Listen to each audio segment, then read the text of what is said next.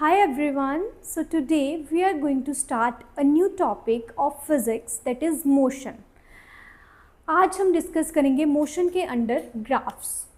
So first we are going to discuss is distance time graphs. So क्या होंगे distance time graphs? जो distance और time के बीच में हम बनाएंगे. दैट मीन्स जिसमें हम ग्राफ हमेशा हम किस तरीके से बनाते हैं. मोशन हमारा कौन सा है? 2D. 2D मीन्स उसमें दो ही एक्सेस आएंगे. एक आएगा एक्स एक्सिस, एक आएगा वाई एक्सिस. और एक्स एक्सिस पे हमेशा हम लेंगे टाइम इंटरवल. सो टाइम किस में मेजर करते हैं? सेकंड्स में. सो ब्रैकेट में इसकी यूनिट लिखना इम्पॉर्टेंट है. And y axis is distance axis.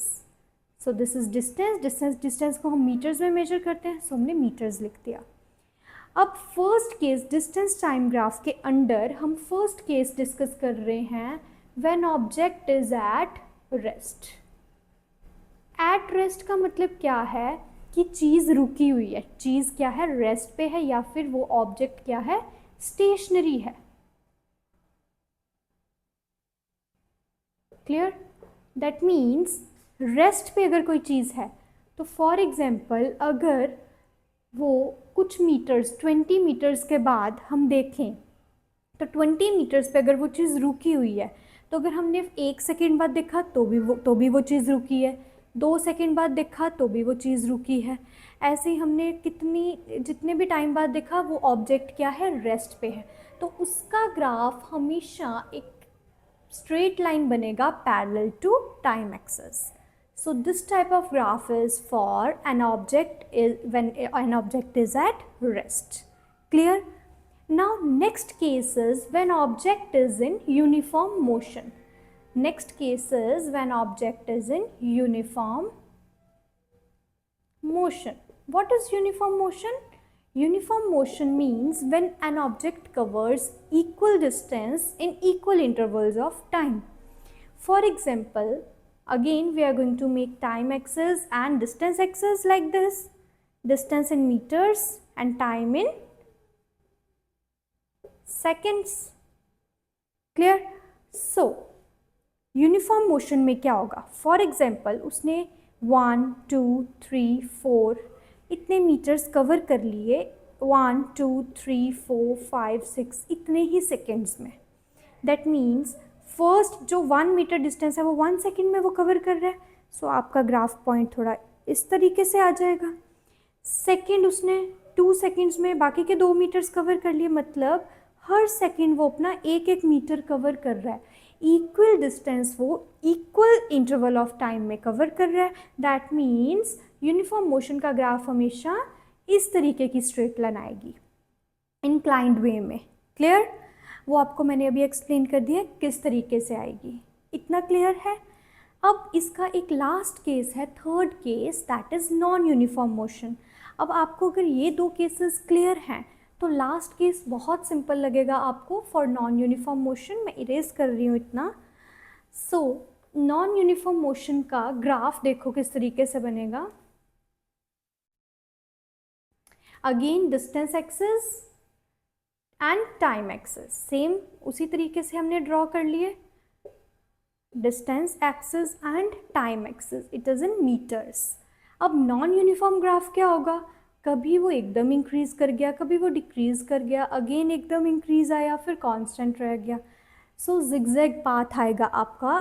This type of graph is for non uniform motion. तो नॉन यूनिफॉर्म मोशन की एग्जांपल या डेफिनेशन क्या हो गई आपकी? In which an object covers unequal distance in unequal intervals of time, or you can say that covers equal distance in unequal intervals of time. अब distance तो वो कुछ ना कुछ कवर कर ही रहा है, बट टाइम उसका क्या है? कभी वो एकदम से टाइम बढ़ जा रहा है, यहाँ पे टाइम एकदम बढ़ गया, यहाँ पे फिर थोड़ा थोड़ा बढ़ा, यहाँ पे फिर थोड़ा कांस्टेंट रहा. दैट मीन्स डिस्टेंस आपका अनइक्वल इंटरवल्स ऑफ टाइम में इंक्रीज कर रहा है या डिक्रीज कर रहा है. So such type of motion is non uniform motion. तो ये तो थे डिस्टेंस टाइम. अब नेक्स्ट हम डिस्कस करेंगे वेलोसिटी टाइम ग्राफ. सो और second type of graphs are velocity time graphs. अब वेलोसिटी टाइम ग्राफ्स किस तरीके से होंगे हमारे, ये है velocity axis and this is time axis. Same time in seconds, ये बहुत इंपॉर्टेंट है यूनिट्स लिखना. एंड वेलोसिटी एक्सिस पे हमें पता है वेलोसिटी के यूनिट्स क्या होते हैं, मीटर्स पर सेकेंड.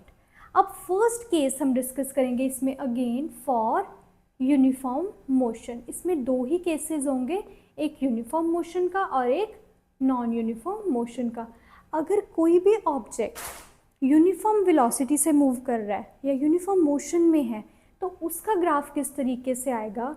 फॉर एग्जाम्पल कि कोई भी ऑब्जेक्ट है, उसकी वेलोसिटी 20 मीटर्स पर सेकेंड ही रह रही है. जब हमने उसको 1 सेकेंड बाद देखा, 2 सेकेंड बाद देखा, या फिर हमने उसको आफ्टर 20 सेकेंड्स देखा, that means that velocity remains constant. So velocity time graph is like this, parallel to time axis. और हमने डिस्टेंस टाइम ग्राफ में क्या पढ़ा था कि जब ऑब्जेक्ट रेस्ट पे होता है तब हमेशा parallel to time axis graph आता है.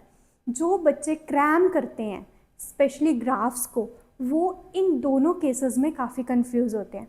तो अगर आप इसको अंडरस्टैंड करके करोगे कि वेलोसिटी टाइम ग्राफ में कोई भी ऑब्जेक्ट जो है वो 20 मीटर्स पर सेकेंड अगर वेलोसिटी एक्वायर कर रहा है आफ्टर 1 सेकेंड टू 2 सेकेंड और even 20 second, that means that object is in uniform motion. And second case is when object is in non uniform motion. उसका ग्राफ किस तरीके से बनेगा, ऑब्वियसली उसका ग्राफ हमारा जिगजैग होगा. कभी वेलोसिटी बढ़ रही है, कभी कम हो रही है. फॉर एग्जांपल जब हमारे पास ट्रैफिक आ गई, हमने ऑब्वियसली ब्रेक सप्लाई की. सो उस तरह का ग्राफ जो होगा आपका, वो किस तरीके का होगा, वो आपका ग्राफ थोड़ा इस तरीके का होगा.